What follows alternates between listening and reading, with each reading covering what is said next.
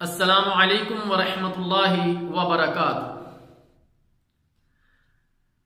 कोई मिथले मुस्तफ़ा सल्लल्लाहु अलैहि वसल्लम का कभी था, न है, न होगा। किसी और का ये रुतबा कभी था, न है, न होगा।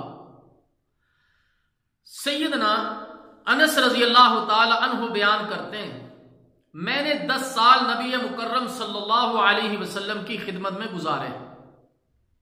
आप सल्लल्लाहु अलैहि वसल्लम ने इस अरसा में डांटना या गुस्सा करना तो दूर की बात है, मुझे कभी उफ तक ना कहा, और न ही मेरे किसी ऐसे काम पर जो मैंने किया हो आप सल्लल्लाहु अलैहि वसल्लम ने यह फरमाया कि तुमने ऐसा क्यों किया, और न ही किसी ऐसे काम पर जिसे मैंने ना किया हो आप सल्लल्लाहु अलैहि वसल्लम ने यह फरमाया कि तुमने ऐसा क्यों नहीं किया।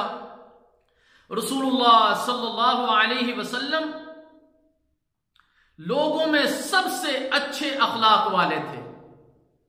मैंने कभी कोई रेशमे, हरीर या कोई चीज आपकी हथेली से नरम और मुलायम नहीं छुई, और न कभी मैंने कोई मुश्क या इत्र आप सल्लल्लाहु अलैहि वसल्लम के पसीने से ज्यादा खुशबूदार पाया। सुनन तिरमिज़ी।